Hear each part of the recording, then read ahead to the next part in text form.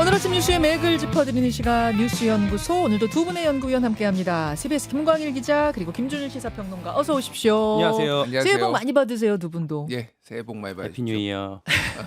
진짜로 어제까지만 해도 한 해 끝이라는 기분이 전혀 안 들었거든요.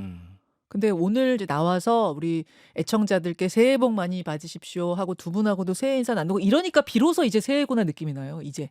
예. 그런데 예. 뭐 새해 좀 더 좋은 일이 많으면은 그때 좀 기분이 날 것 같고, 아직도 작년에 예. 우울했던 게 아직 완전히 떨쳐지진 않은 것 같습니다.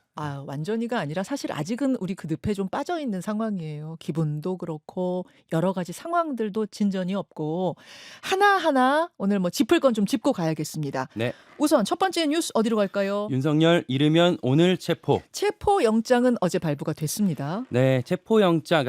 제가 구속 영장에 대해서 좀 늘 말씀을 많이 드렸는데 죄를 범했다고 인정할 만한 상당한 사유가 있다라는 걸 전제로 증거인멸이나 도주 우려가 있을 때 구속 영장이 발부가 되잖아요. 예. 체포 영장은 역시 마찬가지로 죄를 범했다고 인정할 상당한 사유가 있다는 걸 전제로, 이건 이제 증거인멸이나 도주 우려가 아니라 출석 요구에 정당한 이유 없이 응하지 않거나 응하지 않을 우려가 있을 때 영장을 받을 수 있다라고 형사소송법에 나와 있습니다. 예, 예.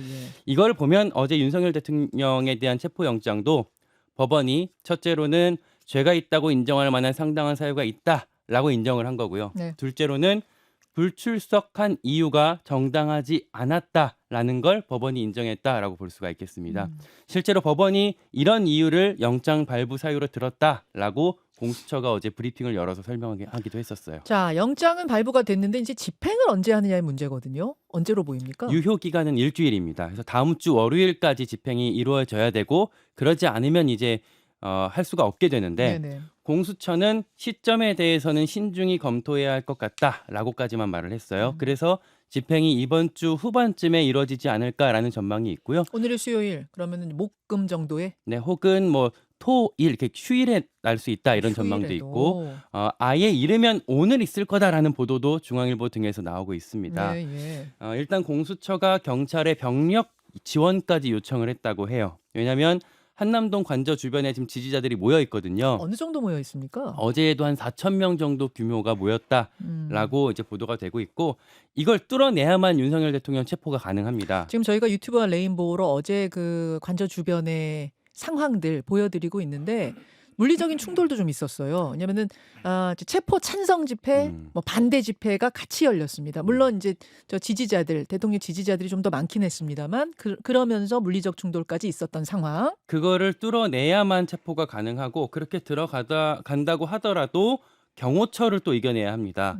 물론 이제 경호처가 어제 체포영장과 관련해서는 적법한 절차에 따라서 경호 조치가 이루어질 것이다 라고 밝혔기 때문에, 네. 이걸 놓고 뭐 그러면은 좀 체포할 수 있게 협조하겠다는 거 아니냐 이렇게 해석되는 경우도 많았는데, 네네. 끝까지 가봐야 알 수 있는 일이기도 할 거예요. 특히 어제 법원이 수색영장도 같이 발부를 했거든요. 근데 형사소송법에는 대통령실을 수색하려면 기관장 허가가 필요해요. 네. 이제 체포영장 같은 경우에는 그런 게 없지만 압수영장이나 수색영장은 기관장 허가라는 조항이 있거든요. 예. 경호처가 이걸 역으로 이용해서 이거 기관장 허가 필요한 일이다라는 이유로 체포를 막으려 들 가능성도 있습니다. 그래서 아무튼 이렇게 되면은 만약에 윤석열 대통령 체포까지 이루어지게 되면은 체포 이후에는 48시간 동안 서울 구치소에 구금될 예정입니다. 가장 지금 핵심은 경호처의 태도군요. 그렇죠. 예, 예. 그리고 나서 이제 주변에 몰려 있는 이제 지지자들을 어떻게 뚫을 것이냐 이 문제도 네, 있는 거고. 수사팀은 그 두 가지 관문을 넘어야 될 겁니다. 자, 어제 체포영장은 발부됐습니다만 윤 대통령 측에선 강하게 반발하는 기자회견 열었습니다. 네, 그 헌법재판소에 권한쟁의 심판, 효력정지 가처분 신청 다 하겠다고 했어요. 그러니까 이유가 뭐냐면 어제 간단히 좀 설명을 드렸지만, 공수처법에는 내란죄가 직접 열거된 수사 대상에는 없어요.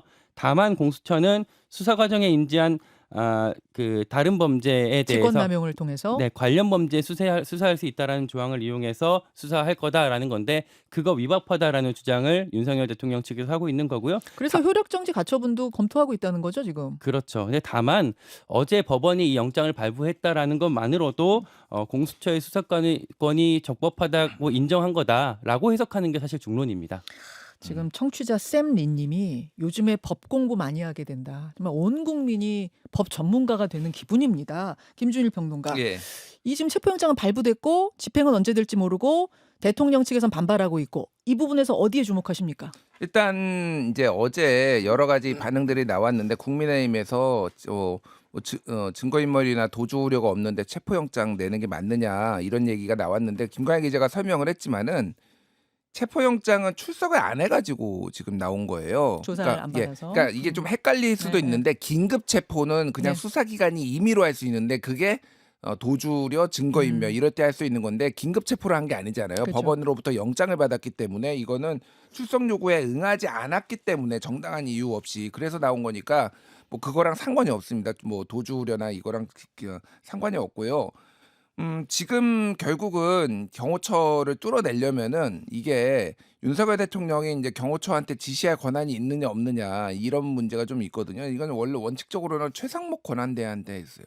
그러니까 지금 대통령 직무가 정지됐잖아요. 예. 그러니까 전직 대통령 예를 들면 전직 대통령도 뭐 보호를 하잖아요. 네. 그런 거랑 마찬가지도 직무가 정지됐으니까 그거에 대해서 지금 보호를 하는 거지 이 대통령이 직접적으로 이렇게 어떻게 해라 지시를 할 수는 없다. 예, 지시를 하는 거는 원칙적으로 안 되는 거예요. 즉 그러니까. 대통령 경호처니까 대통령직에 있는 윤석열 대통령을 경호는 하지만 음. 직무는 정지된 상태이기 때문에 이래라 저래라 지시할 수는 없다. 그 얘기인 거죠. 원칙적으로는 그렇죠. 그러니까 최상목 권한대행이 예를 들면은 경호처에게 이 체포를 집행하러 왔을 체포영장을 이제 집행하러 왔을 때 이거를 막지 말아라라고 한다라면은 충돌이 없이 무난하게 끝낼 수가 있을 겁니다. 근데 예. 그렇게 지금 할 수 있는 거예요. 이게 왜냐하면 매우 정치적인 사안이 되어버렸기 때문에 굉장히 이제 최권한대행도 부담이 많을 거라고 보고요. 뭐 이 권한 그러니까 그 또 이제 공수처가 이를테면은 내란죄를 수사할 수 없기 때문에 문제가 있다. 이거 체포영장 발부도 문제가 있다라고 예, 주장을 하는 거는 김광현 기자가 설명을 했지만은 법원은 그것까지 판단을 해가지고 지금 낸 거거든요. 네. 그리고 김용현 국방부 장관도 검찰에서 기소를 했는데 내란죄와 직권남용으로 기소를 했어요. 근데 거기도 직권남용밖에 수사가 안 된다고 하지만 내란죄로 일단 기소를 했고 그게 다 지금 진행되고 있기 때문에 그게 이제 크게 나중에는 뭐 이를테면 다퉈볼 수 있지만 지금 당장 이거를 다퉈볼 수는 없습니다. 요 그리고, 이야기를 예. 아마 이제 오늘 저희가 2부에 새 당의 이 정치인들과 함께 깊게 토론을 할 텐데 제가 좀 헷갈리는 그 부분이더라고요. 대통령 측에서 계속 얘기하는 게 김용현 장관은 장관이었지만 그때 지금 대통령은 대통령이다. 그래서 직권남용은 형사소추의 대상이 되지 않기 때문에 직권남용을 통해서 내란죄로 엮어가는 그 상황으로 공수처가 갈 수 없다. 요 얘기를 또 어제 하더라고요. 예. 이거는 또 어떻게 풀어야 되는가? 그거는 이후의 문제입니다. 지금 제가 말씀드린 거는 어쨌든 체포영장과 관련해서는 그 지금 이거를 뭐 피할 수는 없다. 왜냐면 법원에서 어쨌든 이제 이거를 판단을 한 거기 때문에 그거를 지금 피하기는 어려운 상황이고 그래서 이제 뭐 또 하나는 예전에 수사 권한 문제가 예를 들면 이재명 대표 같은 경우에도 제기를 하고 막 그래서 조금씩 다르긴 하지만 예를 들면 검찰이 경제하고 부패만 할 수 있는데 예를 들면 위중교사 사건을 왜 맡고 있느냐 막 예. 이런 거 문제 제기를 했지만은 다 예전에 기각됐거든요 법원에서. 그러니까 뭐 이거를 주장을 한다고 하더라도 기각될 가능성이 아직은 높다 뭐 이렇게 보는 게 맞을 것 그러니까 지금 같고요. 이 체포영장 발부가 다른 곳이 아니라 법원에서 지금 한 거잖아요. 예. 그렇기 때문에 이게 법에 이것도 문제고 저것도 문제라고 하는 윤 대통령 측 입장이 얼마나 헌재에서 받아들여질까 가처분 넣었을 때 그게 좀 그래요. 그렇죠? 예. 다른 곳이 아니라 법원에서 발부한 거기 때문에. 그리고 또 하나가 이제 왜 서부지법이냐 이거는 조금 좀 웃긴 얘기인데 쉽게 얘기를 하면 나머지 사람들은 다 중앙지법에서 발부받았는데 서부지법이 왜냐하면 전개선 지금 신인 헌법재판관이 지금 서부지법원장이에요. 그러니까 여기에서 쉽게 발부받으려는 거 아니냐라는 건데 어제 쇼핑이란 단어 썼죠. 윤 예. 대통령 측에서. 이거 법원 쇼핑한 거 아니냐. 잘 발부해 줄 만한 곳 골라서 간 거 아니냐. 어제 그런 문제 제기였어요. 그런데 이거는 어디에 할지는 이제 검사의 재량 범위에 속하는 게 맞고요. 그리고 거주지 한남동이 서부지법에 속해요. 그러니까 예. 그래 관할 지역을 거기로 봤다라고 이제 보는 거라서 이것도 크게 문제가 될 것 같지 않습니다. 그래서 결과적으로 언제 들어갈 거냐. 그러니까 지금 휴일날 들어가기엔 오히려 약간 부담될 것 같아요. 1월 1일이고 첫날인데 또 들어가는 것도 약간 부담되는 것도 오늘은. 있고 휴일날에 오히려 집회 인파들이 많이 모일 수가 있어요. 그래서 평일에 하지 않을까. 그래서 빠르면은 이번 뭐 목금 내일이나 모레쯤 하지 않을까. 뭐 그런 얘기들이 나옵니다. 체포영장이 발부됐지만 그냥 윤 대통령이 제발로 조사받으러 갈 수도 있는 거 아니에요? 가려면 자진출두죠. 자진출두 예. 할 수도 있는 거죠. 발부됐어도. 아직은 가능성이 살아 있죠, 그게. 그러면 안 되나요? 그러니까 막 새해 벽두부터 막 물리적 충돌 있고 뭐 이런 거 말고 어차피 조사 받아야 될 거고 본인이 당당하게 받겠다고 했으면 좀 자진 출두하는 방식으로 가면 어떨까 이런 바람도 가져봅니다. 예. 두 번째 이슈 넘어가죠. 헌법재판관 2명만 임명. 최상목 대통령 권한대행 국회가 지명한 헌법재판관 3명 중에 2명만 임명을 어제 했습니다. 네, 여당 추천 조한창, 야당 추천 정계선, 그러니까 여야 합의로 국회가 지명했던 두 후보자를 어제 대통령 권한대행이 임명을 했어요. 해서 헌법재판소가 현행 6인 체제였는데 이제 8인 체제를 갖추게 됐습니다. 윤 대통령 탄핵 심판, 심리, 선고 각각 다 정당성 시비가 걸리지 않게 됐습니다. 최상목 대행이 어제 국무회의 모두 발언에서 계엄으로 촉발된 경제 변동성은 헌법재판관 임명 보류와 권한대행 탄핵소추 이후에 급격히 확대됐습니다. 경제와 민생 위기 가능성을 차단해야 한다는 절박함에 헌법재판관을 임명하기로 결정했습니다. 라고 결단에 이르게 된 배경을 설명을 했어요. 예. 사실은 최상목 대행이 임명 안 할 거라는 전망도 꽤 많았잖아요. 예. 그러니까 한덕수 총리가 탄핵된 직후에 권한대행의 권한대행 역할은 매우 제한적이다라고 최상목 당시 이제 부총리가 말을 하면서 그렇게들 많이 해석이 됐었는데 어제부터 좀 다른 얘기가 나오기 시작했습니다. 알고 보니까 최상목 부총리가 한덕수 총리한테 나라와 경제가 어렵습니다. 불확실성을 끝내려면 헌법재판관 임명은 하셔야 합니다라고 예전에 건의했던 사실이 뒤늦게 전해진 거예요. 그러니까 최상목 권한대행 같은 경우에는 관료 출신이고 경제에 정통한 관료 출신 아닙니까? 다른 것보다 지금 이 경제 상황이 이렇게 어둡고 경제가 가장 싫어하는 상황이 불확실성의 상황인데 요거를 제거해야 된다는 것이 머릿속에 계속 있지 않았을까 싶어요. 그러면서 이제 그런 건의를 했던 게 나오면서 또 이제 다른 전망들이 좀 나왔던 거고 다만 최상목 대행 같은 경우에 뭐라고 말을 했냐면 여야 간 합의에 접근한 것으로 확인된 정계선 조한창 후보는 임명을 하되 나머지 한 분은 여야 합의가 확인되는 대로 임명하겠습니다. 그러니까 국회가 지명했던 또 다른 사람 마은혁 이제 이 사람도 야당이 추천한 사람인데 예. 마은혁 후보자는 임명을 보류한다라는 거였어요. 예. 이거는 이제 국민의힘 반발을 의식한 걸로 보여요. 나름의 절충안을 택한 거라고 봐야 되는 거죠. 네, 왜냐하면 똑같이 여야가 합의해서 국회를 지명했는데 마은혁 후보자에 대해서는 여당 쪽의 공격의 강도가 훨씬 더 거셌었거든요. 예. 뭐 노회찬 전 의원한테 후원금 냈다가 법원장한테 경고를 받았다, 뭐 정치 편향적 인사다, 뭐 이런 공격을 많이 받았었기 때문에 그리고 또 최상목 대행이 어제 김건희 특검, 내란 특검에 대해서는 거부권 행사했었거든요. 역시 다 이제 여당을 또 의식한 행보 이렇게 해석이 많이 됩니다. 그 기자들이 보기에는 물론 지금 국민의힘도 반발하고 민주당도 반발하고 있어요. 왜 2명밖에 안 하고 1명은 남겨뒀어? 이게 이제 민주당 입장이고 왜 2명을 그렇게 합의 없이 했어? 이게 국민의힘 입장인데 그런 와중에서도 더 그래도 좀 잘했다. 긍정적으로 보는 쪽은 어디예요?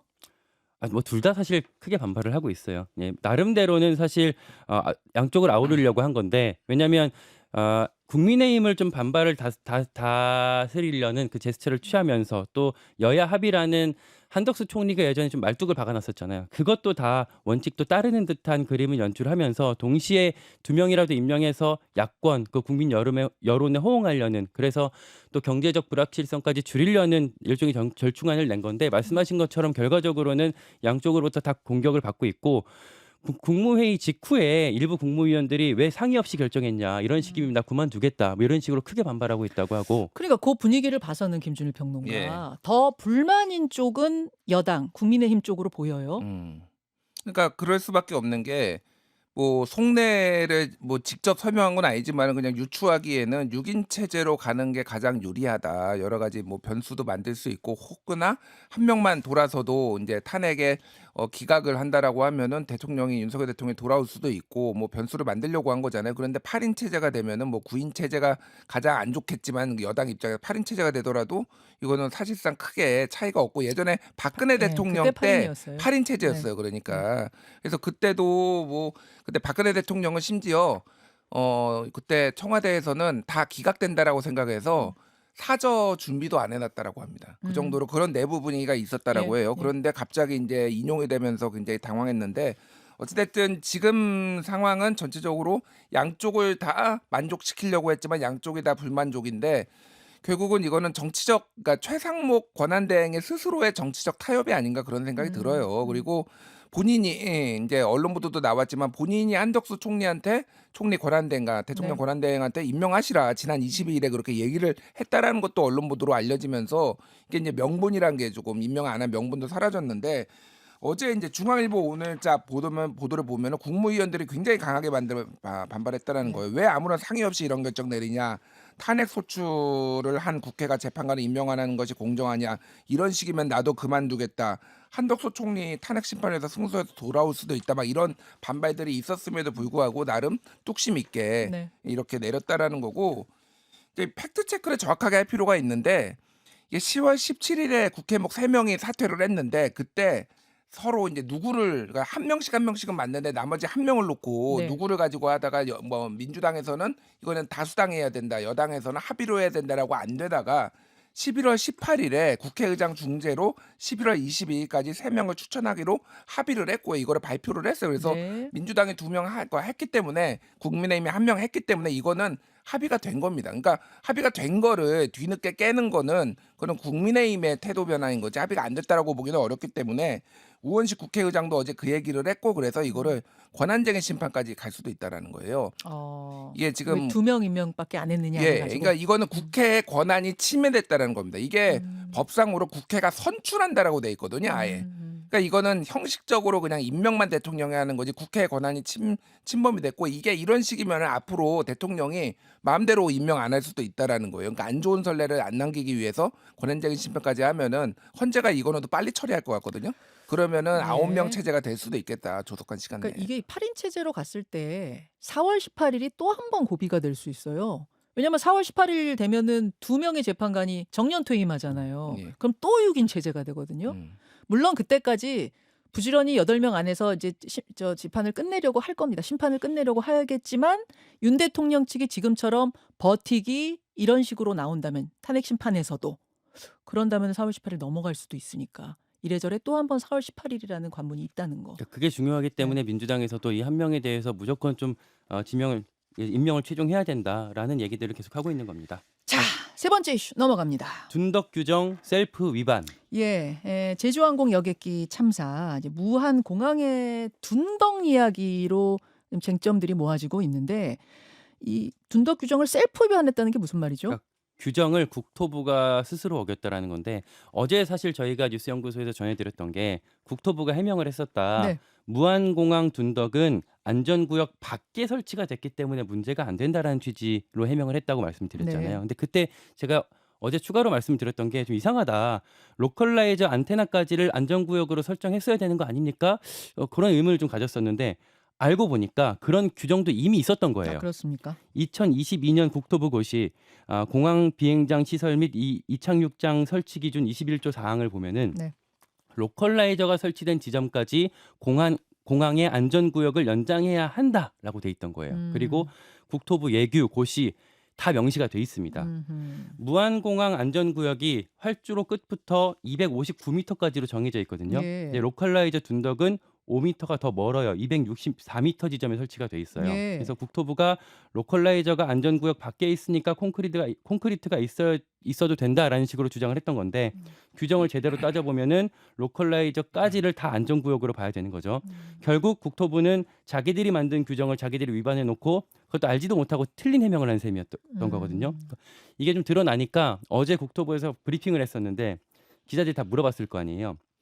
그랬더니 국토부 브리핑이 나왔던 얘기가 해당 규정에서 로컬라이저가 설치된 지점까지 안전구역을 연장해야 된다라고 돼 있는데 그까지가 로컬라이저가 포함된 건지 그 전인 건지 이거 좀 확인하겠다라는 식으로 좀 이상하게 답을 좀 했습니다. 랜딩 기어 이 문제는 어떻게 좀 진상이 규명되고 있습니까? 그러니까 어제 국토부 브리핑에서 이 얘기도 나왔는데 네. 그러니까 동체 착륙을 하면서 바퀴 그 랜딩 기어가 안 내려온 거 관련해서 네. 그러니까 엔진 2개가 모두 고장 나면 유압 계통에 이상이 생겨서 랜딩 기어 작동이 문제가 생길 수도 있다라고 얘기를 했어요. 예, 근데 예. 사실 얼마 전에 브리핑 했을 때는 2개는 별개다라고 브리핑을 했었잖아요. 네. 입장이 달라진 거죠. 그러니까 전문가들은 다 그렇게 얘기했었잖아요. 2개 다 고장 나면은 랜딩기가 안 움직인다. 어제 국토부도 그 부분 인정한 거예요. 그렇죠. 그렇게 예. 인정을 하면서 국토부가 이제 이 사고 조사를 하고 있는 그 내용에 또 일부 좀 변화가 된 게 아닌가 이런 해석도 같이 나오고 있습니다. 알겠습니다. 여기까지 상황을 보고 요 제주항공 여객기 참사 관련된 내용은 제가 현장 연결해서 인터뷰를 좀 더 풀어보겠습니다. 2분 고맙습니다. 고맙습니다. 김현정의 뉴스쇼는 시청자 여러분의 참여를 기다립니다. 구독과 좋아요, 댓글 잊지 않으셨죠? 알림 설정을 해두시면 평일 아침 7시 10분 실시간 라이브도 참여하실 수 있습니다.